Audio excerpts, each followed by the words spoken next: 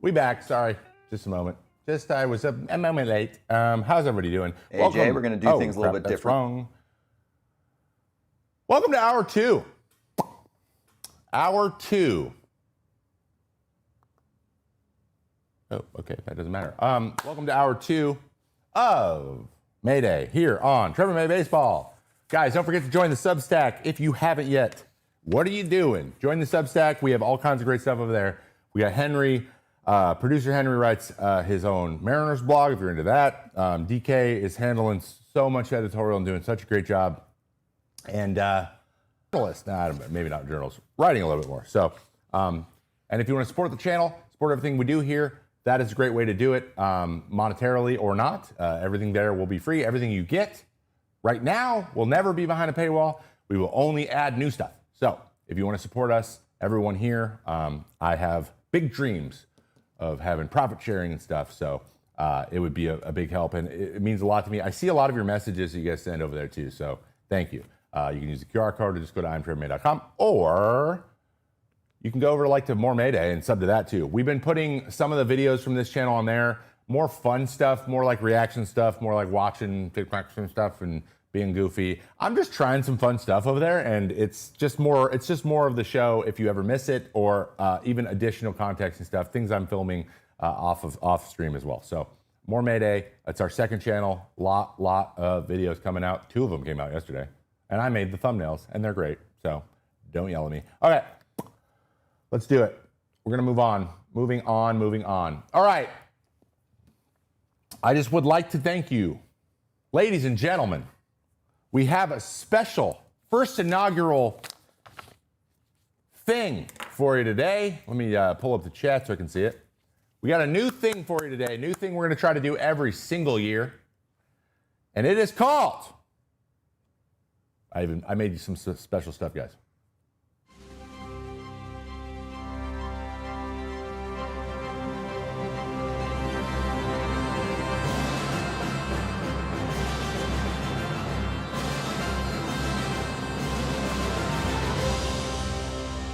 The Other Baseball Award Show, or the OBAs.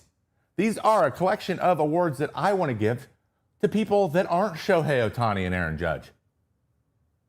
I want to give some shout outs to not only players, not only people in the game of baseball, but people that watch it, interact with it. So the team and I, we came up with some categories. I've done this in the past. I did a video a couple years ago called the Underrated Awards that kind of highlighted a lot of guys who did really interesting things that no one publicly was really talking about. And I wanted to expand on that. I want to do this every single year. So this is something we will do. We have a bunch of those categories, and then we have 8 community categories that we got over 500 people voting on this last year. I tried to post it everywhere I could, tried to stay on top of it as I am very busy. In the future, someone else is going to handle getting that out on social media all the time, and it'll be a little bit more in your face probably, but 500 votes is pretty good. So to the 500 of you that voted, thank you. For the 500 of you that didn't vote, what are you doing? We're going to pop into it, and there's a lot of interesting things here, and I want to know what you guys think in the comments below, or in the chat below, or wherever you are. What is missing, who should have won things, who was snubbed. All of that stuff's important, because if you don't complain, how will I ever know? You know what I mean? All right, let's get right into it. We can do all the video now because I'm on my channel. I don't care about getting demonetized. Okay. Woo! Award number 1. We have the Greg Maddux Award, awarded to the pitcher that put up the most Greg Maddoxy type of year. Were there some strikeouts? Sure, but it's about longevity. It's about quality starts. It's about dip diving and dodging them. It's about using your defense, and it's about taking the ball every 5 days. It's about being a professor. And it came down to a couple guys, but I decided to do one. So, without further ado, the winner of the Maddux Award, Logan Webb. So Logan Webb had a sneaky, very good year. Now I'd say he's probably the most He's probably the first chair in the Greg Maddux class in the current major leagues. Him or Nola probably would be my guess. Guys who pitch with that same, you know what I mean? Aura is the right word, right? Logan Webb. All right, Logan Webb, 207 innings pitched with a 5.4% walk rate. Greg would be proud. He had 22 quality starts out of 32. So he threw 6 innings and gave up 3 or less runs in 22 of his 32 starts. Yes. Ignore the Tommy John scar. He only allowed 14 home runs. For context, I'm pretty sure Jeff Hoffman allowed more than that, and he was a reliever. Like 14's really low. It's a really low number for 207 innings. That's crazy. He had a 107 location plus and a 111 pitching plus. This is a stat built on Fangraphs that kind of takes all of the metrics in and tries to give you a rating. That's about 7% higher than average. I believe like the highest number is like a 115. So like that's very good command. He struck out 116 in 207 innings, his highest ever. And he was in the conversation top 5 for the Cy Young. Just chef's kiss. Chef's kiss. Now he's not Paul Skeens. He had a 3 ERA, but he had a very good year. So shout out to Logan Webb for the year he had. And honorable mention, obviously, is Yoshi Yamamoto. He had a 110 location plus and pitching plus, but again, he's on the Dodgers, and we talk about him all the time, and he was just the MVP of the World Series, so boo. So we're going to go with Logan Webb. Congratulations, Logan. All right, next up, the He Could Be a Savannah Banana Award. Now, this goes to the people, actually, because there's 2. And we kind of divided this into an A and B category. A is vibes, B is play. So what guy could do crazy stuff like backflip and make crazy trick plays? And then what guy just vibes-wise would probably be great doing some dances? They don't necessarily have to be the same person. So we went with 2. And I really want to know what you guys think. But here's the 2 guys that we did. We're going to start with vibes. First up, the Could Be a Savannah Banana Award for good vibes is Drew Gilbert, who is getting choked by his teammate right here, right in front of your face. That was just a little one. You can see Matt Chapman's like, this is awkward, but I like it. Yeah, Drew Gilbert traded from the Mets over to the Giants at the break and just was like, hey guys, you guys want to punch me? I'm in. Like, just vibes. You got the boys going, and it's no surprise that there was a spelling mistake in the thing. Okay. Moving on. Who is the player, though? Who do you think the player is that could be a Savannah Banana? Dalton Varsho. I saw it in the chat. Someone in the chat said it. Dalton Varsho, definitely. The guy caught a ball like this behind his back. I guarantee you he could just do a standing backflip. He used to be a catcher, and now he's like a Gold Glove center fielder. Big guy. Big Savannah Banana energy. He's kind of quiet, though, so I think it would just be trick plays and just smirks. But if you combine him and Gilbert together, now that's a Savannah Banana. All right, let's move on to the next one. All right, the Kike Hernandez Award, obviously, is reserved for the guy that maybe isn't the best in the regular season, but just showed up in the playoffs. And this is tricky because Kike Hernandez was literally in the playoffs again this year. Though he did have some big hits, he wasn't his prototypical self. There was someone else that we just didn't think was going to produce that did. It's a little bit outside the box. There's a lot of people that could be this person, but we decided to go with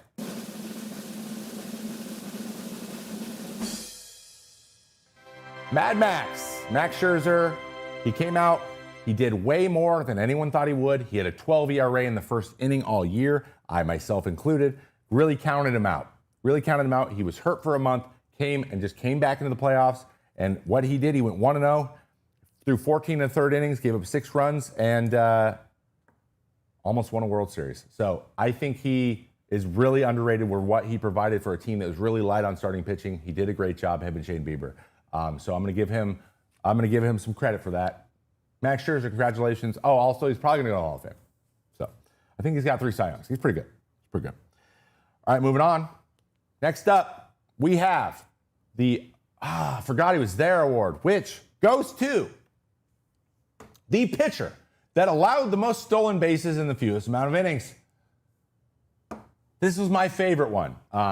If you watched the prior video where I had this before, it was Adam Ottavino, and the reason I made this up was because I wanted to give it to Adam Ottavino because he gets run on all over the place, and this guy, for all intents and purposes, was 2025's Adam Ottavino. And your I forgot he was there in 2025 was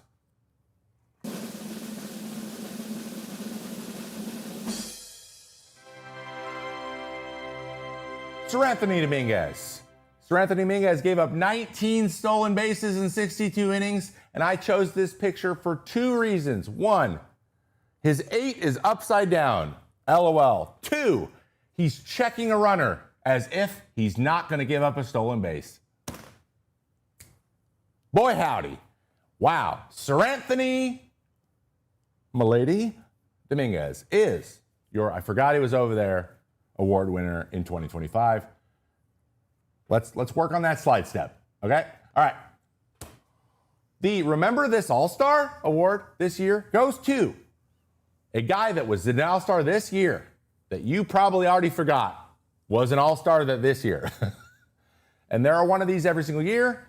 And so I want to make sure that we give a double tip of the cap to a guy who made an All-Star team to make exactly one more All-Star team that I made in my whole career. So congratulations, no shade. I just want to give you your flowers because you had a good year. And remember that guy from the All-Star team guy? Remember that?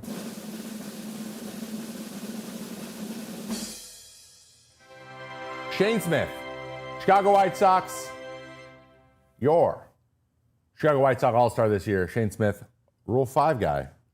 Congratulations, you, Shane. He actually finished the year really strong on a tough team. Going 7-8 with a 3.8 ERA in 146 innings. 8 some innings, struck out 145 in those 146, and only allowed 117 hits for a 216 batting average. Really effective. Really effective. And he also has like the biggest pitching arm I've ever seen. That's unrelated, but Shane Smith, congratulations on your All-Star. No one can take that away from you. And if everyone forgot, they shouldn't because you are an All-Star. Congratulations. All right, let's go to Game of the Year. There are a lot of games, all right? We just had the greatest World Series probably of my lifetime, or one of them. So it could be anything, right? Like we could Game 7 World Series. We could do Game 3 of the World Series. We could do Game 5 of the ALCS or ALDS. We could do there's a tons of games during the season, right? But this game is not a game between two teams that were very good, but this game was good. It was a good game. It was a nail-biter in all the not best ways. Let's just put it this way. If you were a pitcher in this game, in the bullpen, and you saw your friends going out there, it was almost as if it felt like you were on one side of a pool full of sharks, and everyone was walking across this little bridge and just falling off into the sharks. And you're like, well, I hope you don't call me down, because this is not a day I want to pitch. And in all places, well, you're going to see. You know where it was at. This game was played in the Colorado Rockies against the Pittsburgh Pirates, where the Colorado Rockies took down the Pittsburgh Pirates in July, 17-16. You're looking at the win probability here. The Pirates blew not one, but 2 9-run leads to lose the game. You see they got up 9-0, slowly whittled that down. Pittsburgh kept responding, and then gave up 7 unanswered to get walked off by a 5 spot in the 9th inning. To probably show the saddest graph of all time. Though there wasn't a lot of differences, that's one of the greatest comebacks I've ever seen, especially when the away team scores 9 and then scores 7 more and still loses. So I'm going to give this Game of the Year. Congratulations, Pirates in Colorado. Something to hang your hat on, at least the lineups. There was 36 runs scored. There was 33 runs scored and 40 total hits in 9 innings. That is incredible. Good job. Great job all around. All right, next up, the Platinum Glove in our Hearts Award goes to someone who's really good with their glove, but simply didn't do anything else enough to win a Gold Glove or a Platinum Glove, but they could have if they wanted to. Maybe they weren't up long enough. Maybe they got hurt. But this gentleman will be someone that maybe you don't know his name, but you definitely know his work. Let's do it. Let's see. It is Denzel Clark of the Athletics. This gentleman played in 47 games. He had 239 with a almost 40% K rate.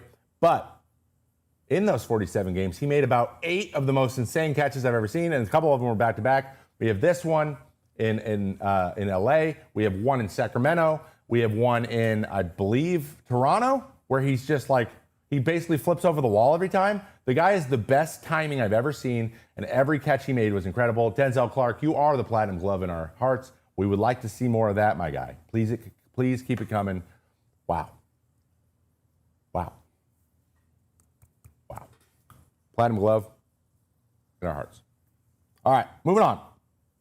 I don't know why I did that. He's not. He's still with us. Okay, the Jose Ramirez Award goes for a guy who was really, really, really good, who was in the MVP conversation, but probably will never win one. Basically, it's a guy who had a very, very good season that I just not enough people talked about, and I would like to talk about. Vis-a-vis Jose Ramirez. So this year's Jose Ramirez Award goes to. We thought about giving it to Jose Ramirez, but that would be boring. This year, it goes to Geraldo Perdomo of the Arizona Diamondbacks. This guy was good, really good. He triple slashed 290, 389, 462, had an 851 OPS. He is a middle infielder. He is a shortstop. He just signed an extension with them. He hit 20 home runs, 100 RBIs. He struck out at a rate of 11.5%, which is very low, and walked at a 13.1% rate, which is higher than his K rate. He had a sub 20% chase rate, and on top of all of that, he had 5 outs above average, putting him in the 87th percentile in defense. So he's great defensively. He puts the ball in the play. He runs a little bit. He hit for pop. He hit people in. He got on base. Like, he just did everything. This guy's great. So Geraldo Perdomo, you are this year's Jose Ramirez, even though Jose Ramirez is this year's Jose Ramirez as well. But you can't give the guy his own award. I don't make the rules. I just make the rules. All right. Why did we care so much? Covering a story from this last year that ended up not meaning anything. And I think you can guess who we chose for this, or what we chose for this, because it's obvious, even though there is one little side note that actually does make it matter, just no one was really talking about it. So maybe you be the judge, I guess. You be the judge. You're always the judge. All right, let's do it. Why do we care so much about torpedo bats? Remember that? Remember Anthony Volpe hitting 2 home runs in a series, and we're like, blah, but the barrel was lower. But this bowling pin is making guys hit more homers. That ended up being not the biggest deal on the planet, though I will say Cal Raleigh did use a torpedo bat all year and hit 60 homers. So people aren't like, that bat looks weird. Maybe it was part of it, maybe it wasn't. We'll see, but torpedo bats, what do we think? Are we still angry about them? Are they breaking the game? Or is it just another innovation that is an adjustment to the game, and it's fine that it exists? Bat technology hasn't been updated in years, so I think it's interesting. I mean, any way you can do it. Any way you can do it, but it turns out torpedo bats, not really that big of a deal. All right, next up, my favorite, and there may be some merch coming out for this award. That is something that I would like to add to this whole thing. Making some fun merch for the OBAs. The Hall of Famer award for the catcher that had the highest rate of strikes called in the shadow zone, and what that means is they got they stole most of the strikes. So balls that were close, how often was that ball in that shadow zone, basically within a certain amount of distance from the actual strike zone, and then how often was that actually called a strike? That is a Hall of Famer. And who is this year's Hall of Famer? It is. Oops.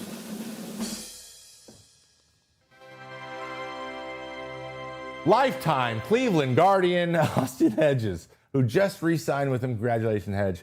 He has lots of fun playing baseball, and he had a shadow strike rate of 47.8% to lead the league. And honestly, doesn't surprise me one bit because the guy is known for his catching. Hitting isn't quite where it also where the catching is, but you know, Martino Maldonado played for like 3,000 years, so like, do what you got to do. Not everyone's good at everything, and he's a great catcher. So congratulations, Hedge. You deserve it. Your plaque is in the mail, my friend, and the bonus you get. I'm going to send you some U.S. Treasury savings bonds. No, I'm not. You don't want those. All right, let's move on. The Metroid Award. We even have Samus in here. I had to throw some nerdy stuff in. The Metroid Award is the catcher that threw out the most hitters. The catcher with a literal cannon for an arm. Metroid Award. Get it? Get it? All right. Who led the league in caught stealing as a catcher this year? Well, you're about to find out. Let's go.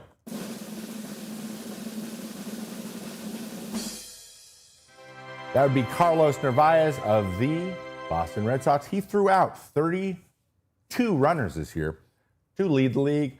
He was very good back there, and it was talked about quite a bit how you were playing with fire if you decided to run on Carlos Narvaez. Again, let's do another one. The Unhittable Stretch Award, or the Unhittable Award. Who was the most unhittable for the longest period of time? This one might be a given. We're going to hop right into it, but this is something that we need to bring up. This is like a combo show of remembering all the crazy stuff that happened this year, and this one was one of those things. Let's talk about it. It is Aroldis Chapman.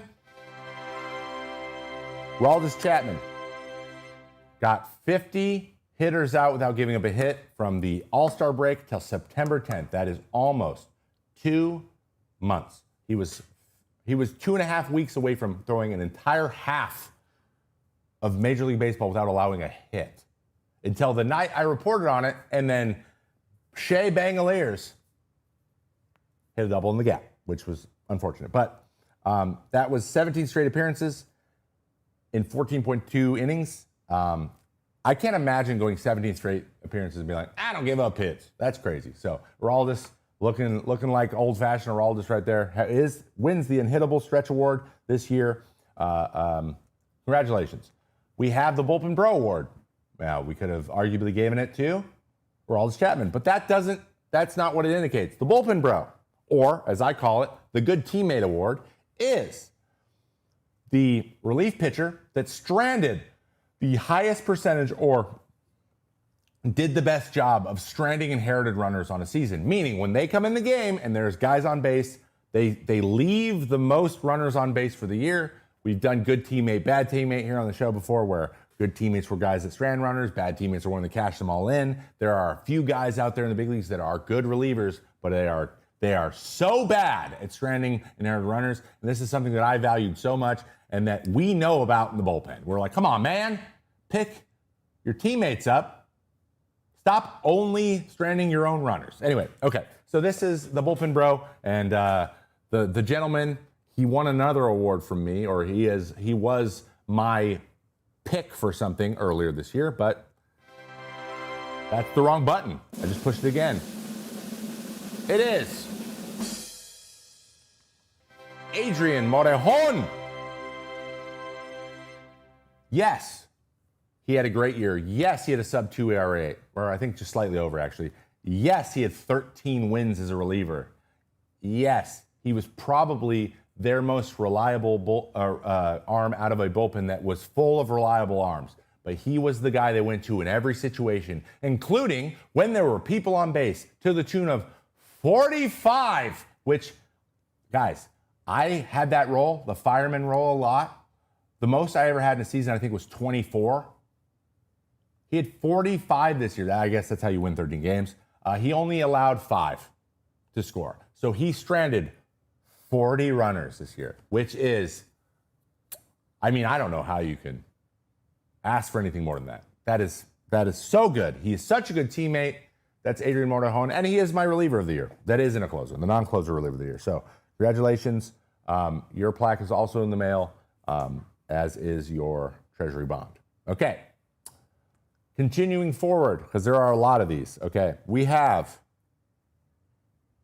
just a few more, and then we're going to get into the community awards, which we have clips for. So we're going to be watching some video here in a moment. Yeah, we have 3 more. 3 more, and then it's community award time, the ones you guys voted on, and we will blow through that pretty quick. All right. The next one, the Houdini Award. Do you know who Houdini was? So this is the best escape from a bases loaded, no out situation that you put yourself in. Okay? So Houdini would handcuff himself, put him in a tank of water, and then he would escape out of his own trap. That's the Houdini Award. That's what we call it in baseball. We go, oh, Houdini. That was quite the Houdini. Houdini is leaving all 3 of those guys on a base with nobody on, with no runners scoring. Okay, and there were a few times that happened this year, but there was one big one I think a lot of you guys remember, and that was done by Aroldis Chapman. Game 1, the wild card, where Garrett Crochet handed the ball off to him, is 3-1 going into the 9th in New York. In New York against the Yankees, he gave up a single to Judge. Hold on, I have it right here. Hold on, where is it? Where'd it go? Okay, he gave up a single to Goldschmidt, then Judge, and then Bellinger. So then it was bases loaded, 3 singles, bases loaded, no outs, 3-1 game. In the place he used to play against your arch rival. After a mound visit, he proceeds to strike out Giancarlo Stanton on a splitter, an 0-2 splitter. You got Jazz Chisholm to fly out to medium right field to Abreu, who has a great arm, and they Goldschmidt on third, so they weren't able to score. And then he ended up punching out Trent Grisham with a 101 fastball up and in on a 2-2 pitch. 2 escaped the jam, and it was impressive. Though it didn't end up mattering because the Yankees moved on. Still, to do that in that situation with that much pressure, I mean, there's really nothing, there's no other situation that should faze you at that point. So, congratulations. Your other award is on its way. Maybe we'll just send that right to the Red Sox for that one. Okay. The walk-off of the year. The biggest moment for a walk-off on the season. And I'll be honest, it came down to 2. This includes the playoffs, so we got to talk about this. But I just want to relive this one with you guys because it's wonderful. So we're just going to get into it. Like, the walk-off of the year. We're going to go with the Game 5 walk-off of the ALDS, Jorge Polanco. Let's watch it.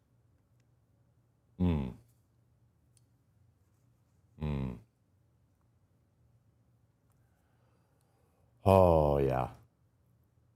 Look at the crowd, dude. I wish you guys could hear it. For some reason, the audio is not working, but it's okay. Yeah. We can go to sleep now. We can all go to sleep now. The reason I chose this play is because of the stakes involved. It was this or Game 3 of the World Series. I understand Game 3 of the World Series was in the World Series, but it wasn't a deciding game. That was 1. I know it went 3 more innings. It was not a deciding game. It was a big game, but it wasn't a deciding.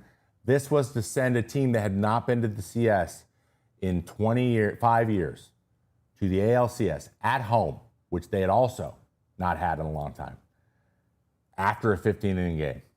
So I will say it just, the feeling of relief, and also I'm biased. We'll also throw that out there. So I gave that the winner. Okay, next up, the Uncle Rico Award goes to the person with the best outfield assist of the year. If you're not familiar with Uncle Rico, he can throw a football over a quarter mile. If you don't know that reference, type it into ChatGPT. It'll find it. The Uncle Rico Award goes to the best outfield assist. That outfield assist goes to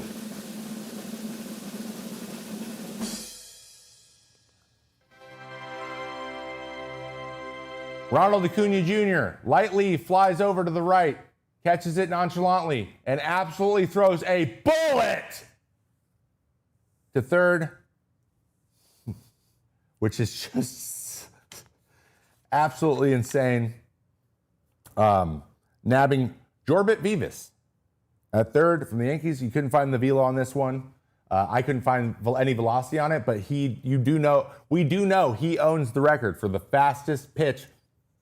I don't say fastest, for the hardest throw out of the outfield with 105.8 in 2022. So it doesn't surprise me one bit he did that, but I think everyone was pretty surprised when it happened. He deked him. Uncle Rico would be proud, bro. Uncle Rico could be proud. All right. We are about to move into the community awards, guys. So these are the awards voted on by the people, you, the people. The people who have been here all year on Mayday. I wanted to get your votes and your feedback on 8 of them. This might expand next year, and we will be doing a more robust voting system. But I would love to hear your feedback on these things. Hit me in the comments and in the Discord if you're there. You should be there if you're not. With any other categories you think we should do, or if we should bring in some guests to do some categories, or anything else we can add to the show. I want to make this a real thing, and this is kind of our first go at it. All right, so I want to start with wholesome moment of the year because there is a caveat here, okay? So the winner we're going to give this to didn't actually win the vote, but the one that did, I didn't want to do it in an award situation. I wanted to just say something about it and give my thoughts to the person that it was about, because I don't think it was a thing that it should be said in the context of an award show. But the tribute from the Blue Jays to Alex Vesia, who, if you don't know, did not play in the World Series and was taken off the roster because, unfortunately, his young daughter Sky passed away at the end of October, right before the series started. So, and he very obviously had to deal with that. And myself having a little one, I think they were about the same age. I can't fathom what going through that is like. I can't fathom it. And, thoughts and prayers with him. I've been thinking about him nonstop since I found out, because I actually didn't know until a couple days ago also. So I know he recently put out there, was a little bit ago, but yeah, like the pain they must be going through must be great, amazing, just so much. And like, I don't even have words. I can't even put into, it breaks my heart again. And I'm feeling really, it's hard to talk about. So thinking about him, and I just want to say that before we move on with the rest of the show. Okay. But it said the wholesome moment of the year was, and I think that we can all get behind this. I'm going to pop right into it. It's Clayton Kershaw and making his final start in Seattle and having Freddie Freeman, the worm himself, come get him, grab it. Clayton's having fun, enjoying it, hugs all around. And I will give all the credit in the world to Clayton Kershaw and his amazing career. His awesome kids and family. God, they're so wholesome too. And he did in Seattle, and he walked off, and then the Seattle crowd gave him quite the ovation. And we even got a Ben Rordvelt appearance. I know Ben. So congratulations to Kershaw. We got the overhead view. It's pretty awesome. Pretty awesome. Great standing O in a place that he did not pitch very often. And just reminds me of that time I got my standing O and I came off after my last pitch. Whatever, I'm not Clayton Kershaw. All right, moving on. Baseball Creator of the Year. Now, this isn't a player. This is a content creator that covers baseball that cannot be me. I know, it would have been me, I know. But it wasn't me. So this is for the guy or gal or group of people that you guys enjoyed watching baseball content from. And there was it was actually a pretty close race. Pretty close race. Very close, actually. We'll talk about those numbers in just a second. But your winner is, for Baseball Content Creator of the Year, it's John Boy! Media. John Boy Media edges out Foolish Baseball by 1.2% of the vote, going 34.5% of the vote to 33 for Foolish. Eric Sim also held his own with 20.7%, and Fuzzy brought up 11.5% of the day. But John Boy took it. Very, very interesting. He's known for his breakdowns, as we know. He's Content Creator of the Year now with his partner Jake. They made John Boy Media. They just got a big investment from MLB. I mean, by all accounts, they are the industry leader at this point, or at least leading for the new age media in that side of things. So congratulations, Jimmy, on your award. Your plaques in the mail. Okay, moving forward. Now we want the player creator of the world, because now that is the world we live in. I said world, right? Of the year. That's the world we live in now. Everyone makes content, or everyone has a social media presence. We know about the guys who are great on Twitter. So that's what this includes. This includes anybody who does YouTube and currently playing, does like a YouTube channel, a podcast, just like great on Twitter, great on Instagram, great on TikTok, whatever it is. It doesn't even have to be about baseball, really. They all are about baseball, but it doesn't have to be. And the guys you appreciated the most. Now, this one is a little bit more of a landslide than I anticipated, but the people have spoken. I don't know what to tell you. Your player, creator of the year is Mookie Betts with the On Base podcast with Mookie Betts on the Bleacher Report. A lot of people loved when he had guests on. They loved the conversations. Tons of subscribers.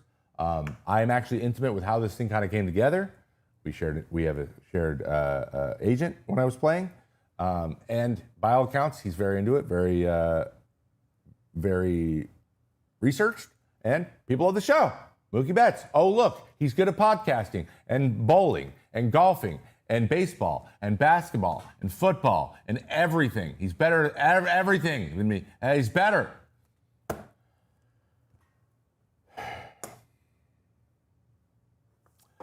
Pimp Job of the Year. Let's talk about it. All right. Pimp Job of the Year. By the way, Mookie got 41% of the vote also, so it wasn't even close. Crazy. If you want to watch it, it's on YouTube and anywhere you listen to podcasts. Okay. Pimp Job of the Year. There was a lot here. There was a lot of big home runs hit. There was a lot of guys doing crazy stuff. Though we didn't have anything insane happen. I think this guy's about to be in these for a couple of these, so just prepare yourself. But Pimp Job of the Year, this received 37% of the vote, and it needs no further introduction. Your Pimp Job of the Year was Vladimir Guerrero Jr. off of Will Warren. Grand slam, watch it, toss it. That's it. Crispy, clean, homer. Love it. Love to see it. It was impressive. A good swing. Max Fried didn't like it very much. It's a tough game. And that's when things started to get really out of hand for the Yankees. So Vlad with the big homer, the second of 8 in the playoffs. So congratulations. We have a pitch of the year as well, because if you have a pimp job, you have to have a pitch. We're going to do a strikeout. That's boring. And pitchers don't get things like pimp jobs. So we're going to do pitch of the year. This one, landslide. This one won easy. And it makes a lot of sense. That is the wrong button. Mason Miller to Tyler Kelly. 104 down and away painted. Oh my God. That is the best pitch I've ever seen. You could not place that any better, and it was 104.2 miles an hour, which, what? Congratulations, Mason. You freak of nature. All right. The viral moment of the year, or one of the highest viewed, basically, social clips when it happened. But the viral event, baseball event, the one that everyone was talking about at the time, it's kind of hard to explain it. I'm just going to tell you what it was because it'll make sense when you see it. Nick Kurtz, 4 home run game, 33% of the vote for that one. Nick Kurtz hit 4 home runs in a game, 2 of which were opposite field, and all 4 were off different pitches. For your reigning Rookie of the Year. That was just slight work, but he went 6 for 6. One of the greatest baseball hitting performances in history. So congratulations, Nick Kurtz, on your 4 home run game. I will be honest, I wanted to have a video, but nothing was cooperating to get the video. So I'm sorry, you just got to have this picture of him presumably hitting one of those home runs. I think this was the really far one because it looks like it was pulled. Big Amish, my guy. All right, last 3 awards we have here on the first ever OBAs. The reliever entrance of the year with 47.5% of the vote. I'm not even going to drum roll because this one's obvious. It is Johan Duran entering. Though this is a video of it in Minnesota. We know that they sent him over when he was traded to the Phillies. He comes out to an absolutely epic. Look at that, dude! It's nuts. And I know you can't hear the music, but like, it's a mashup of a lot of different Latin music. It doesn't matter. You could play anything. This is epic. Johan Duran has the reliever entrance of the year. Congratulations, you deserve it. Walk-up song of the year. Now, I realize this video needs audio, and it's not going to play for some reason because it's broken, but we will add it in post. So if you're watching this video on YouTube, you're welcome. The walk-up of the year award, best walk-up song for any hitter all year, and there was a lot. Like we had like Bryce Harper come in. We had Trey Turner with his. A lot of Phillies actually were in the final vote here, but with 43.4% of the vote in his first AB of the year on the first pitch, it is Citi Field singing along with Mr. Francisco Lindor, My Girl. So as the audio ends, the crowd sings My Girl. And then Francisco has the ball thrown, and then proceeds to hit a double. Very impressive. Also, love it when a bunch of people just like understand the assignment. It's pretty cool. I didn't know that this was going to take this long for him to hit. Can you get in the box, please, and go hit? But first pitch. Everyone's very, very excited for it, as you can see. My Girl, right here. Everyone's singing My Girl. Just imagine it. My girl. My girl. And then, bang. Pretty neat. Pretty neat. All right. And for our final award in the first ever OBAs, we have the meme of the year. And boy, oh boy, I love that we all chose this one. This one won pretty handily. Actually, probably the most handily of anything with over 53% of the vote. We have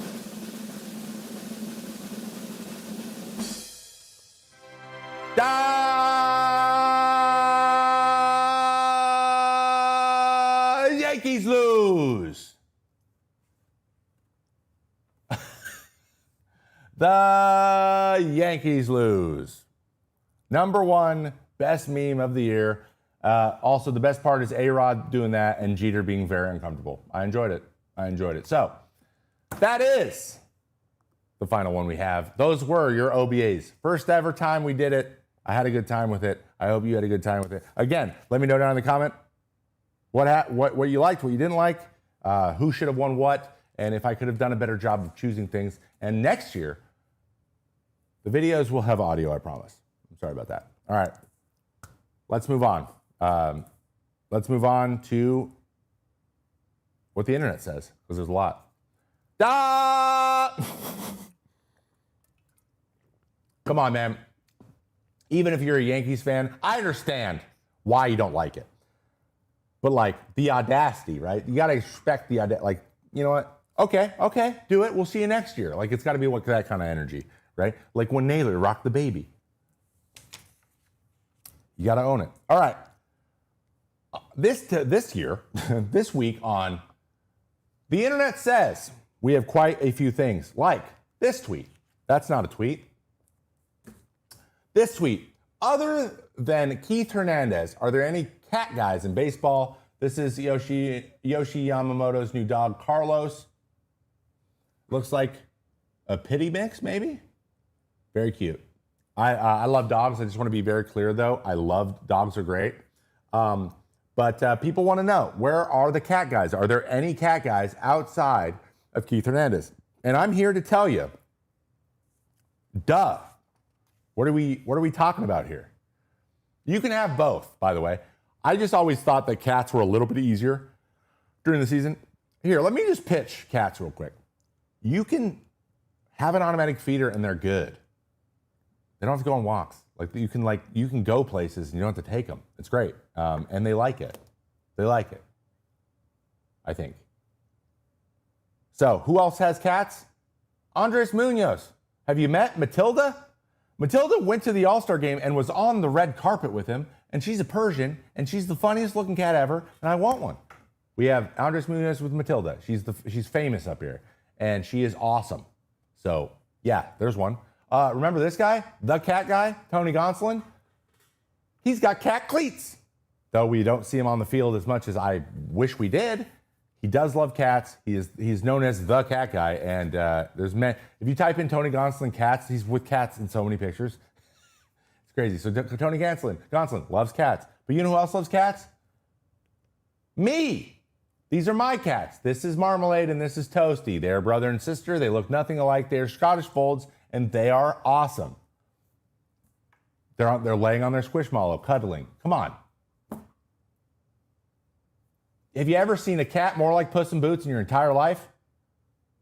Guys, when you look at him side profile, you can see his eyeballs. That's how flat his face is.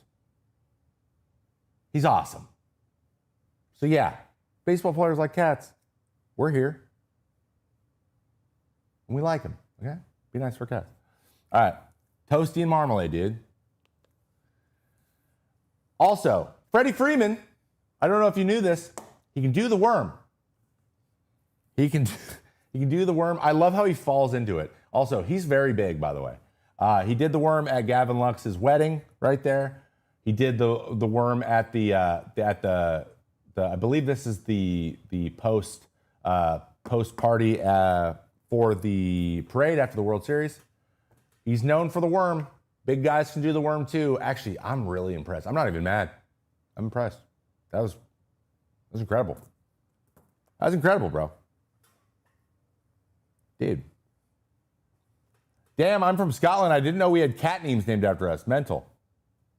What? You didn't know this was called Scottish Folds? It's crazy. It's crazy. Tell your cats to say psst, psst, psst. I will do that. All right, and our last little piece of fun. I think anyone in the world. Brent Rooker.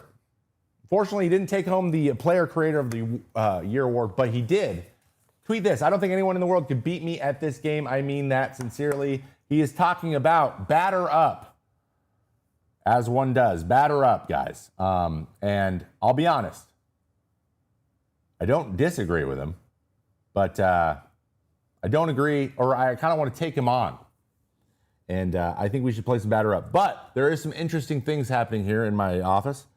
My internet will not allow me to load it, so I have to do it through my phone.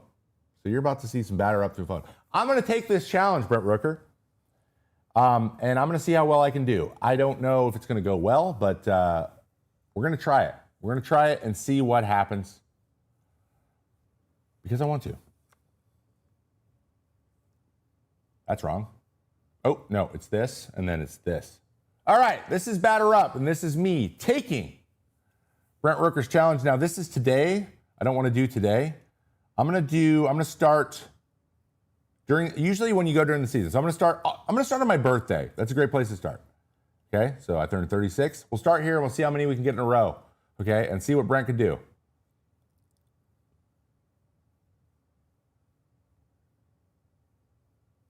I don't know who that is. No. Play it again. Can I get a replay? Hello? Oh no. Really? Let's replay it.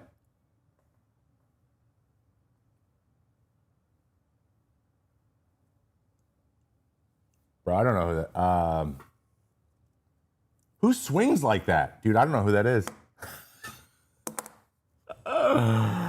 Oh,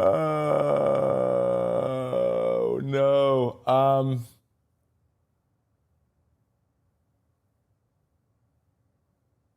One more time?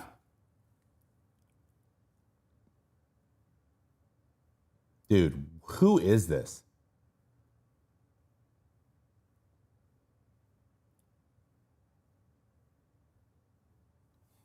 Who freaking batting stance is that? I don't even know who to guess. So lefties. It's the upright stance and it's all hands. Like, I don't know who does. Like, what does Mickey Moniak look like? Do you know what I want to say? I want to say it's Gunner, but it's not Gunner.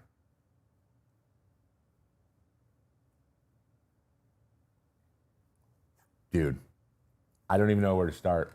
I'm like trying to cheat. Bellinger? No. One more time. I didn't mean to do that. Forward. I wish I had some internet to do this. This is not going well. Refresh, dude. Refresh it.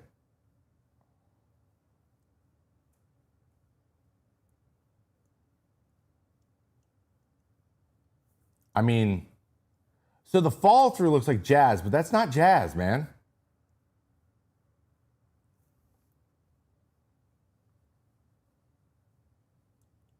Bro. Who else is good and left-handed? It's not Nick Kurtz. I'm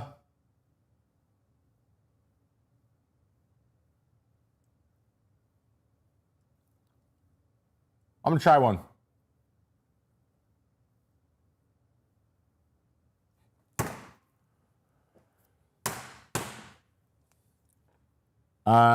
Okay. All right, we're gonna try. So, 25 years old, USA. What does this mean? What does yellow mean again? I don't remember. He's 25 years old and he's American. Cool. That does not help me. Yellow is close. How close though? And he's not a right fielder either. Moniak's older than 25. Dude, who are the 25? I'm too old now. Oh no, it's happening. I don't know. Wait.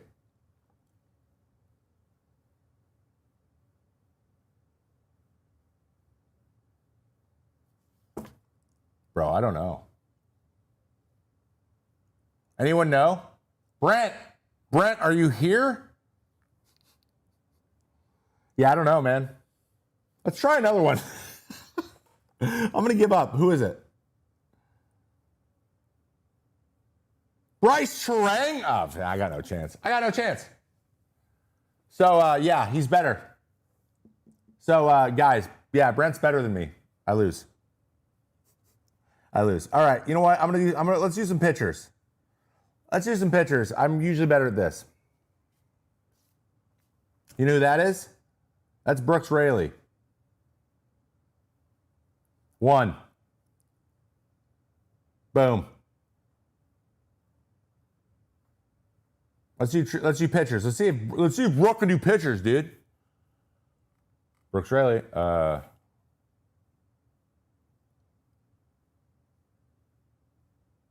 That's Severino. There's two. Let's do pitchers. F it. We got a couple minutes left. I don't care. That's 2. Keep loading super slow. I don't care. I got all day.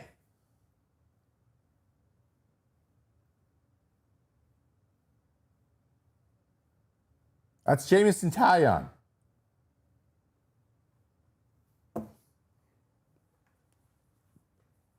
Jamison Taillon, dude. What do you mean? Who's next? We're going until I can't find one. Also, start asking questions in the chat. We'll grab them. We'll do a little bit out of that. Okay, I didn't watch that because...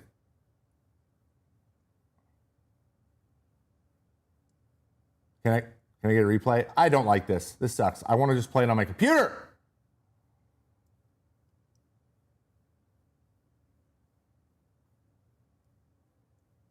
I do know who that is. I just need a second.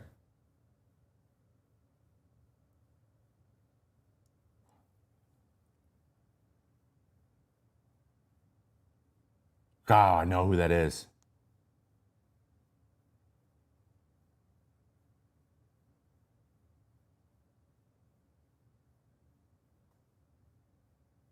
Is that Will Warren?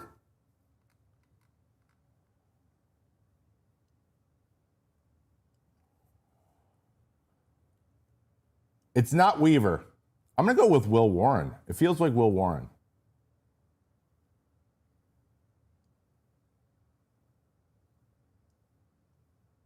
Maybe not.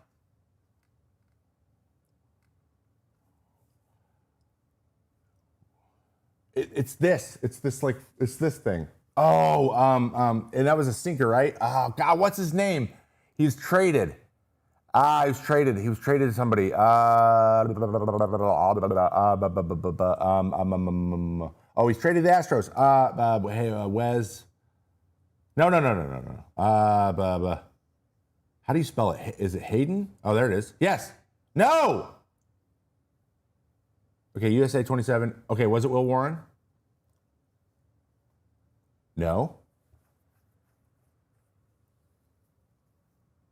Who throws like that? One more time.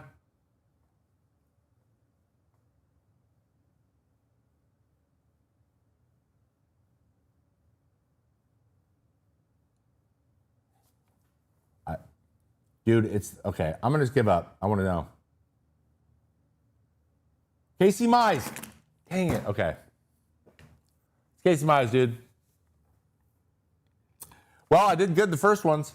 All right. Anyway, let's ask you some questions. Let's get out of here. Sorry about that. Hey, next time we do this, I'll actually have it up on my laptop and we'll just run through them. Well, maybe we'll do them next show. I don't know. It'll be fun. Cool. Yeah, that's what my phone looks like. Congratulations. All right, guys. This is the end of the show, but I will go. We'll do a couple more questions. Does anyone have questions? DK, are you in the chat? Do we have any questions lined up that we can answer today? We don't have to. We got quite a few things done today, but we can. I knew it. Wade G-Rod trade basically means the Orioles. Sorry, I didn't see that. Put it up again. Wade G-Rod trade basically means the Orioles gave up on him ever being healthy, huh? Yeah, basically, yeah.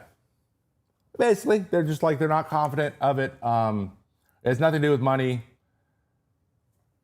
It is a little bit of a head scratcher. I think even if there's something we don't know, it still doesn't fully make sense. I think you give him another year, man.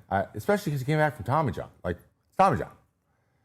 To get a guy for 1 year, an outfielder that you already have him, I don't know. It seems interesting. I don't know. Shout out Perry Manassian picking up some controllable starting pitching, which they always need. So, but yeah, it's a little bit confusing. Do you have targets that the Royals should look for in this offseason? What pieces are they missing to you? Kyle Tucker. They're missing Kyle Tucker. They need outfielders. They should get outfielders. If they could have picked up Taylor Ward, that would have been massive. Because they're not getting any production out of outfields. So, if they could pull that off, I was like, if they could figure out a way to get Kyle Tucker, that would be incredible. But I highly doubt it. It would just be fun to see that. All right, a couple more. I'm getting a little bit of a headache, so I'm going to get out of here. If there is no more. Will Shota come back stronger next year after a bad second half of injury? Yeah, I wouldn't doubt it. That's usually how it works. That is if he is full healthy when he comes back. Will the Yankees try to trade Grish? I don't know. I don't know why you would. It's funny. I think that like Yankees fans are Yankees fans mad he took it? Can you pick any song you want as a walk-up song? Yes, you can. Are Yankees fans not happy with Grisham coming back? Why do you think the record number of players took QOs this year? I think uncertainty around the lockout is big, and it was guys that don't think they can get many years in a multi-year deal. So like Woodruff, Grisham, what was it? Woodruff, Grisham, Imanaga. Who was the fourth one? It's guys that probably don't see themselves getting more than 3-year deals, and they're anticipating possibly losing one of those 3. So if that's the case, take the way higher AAV they're probably going to get in the QO. That's just a theory, but like that would make sense to me.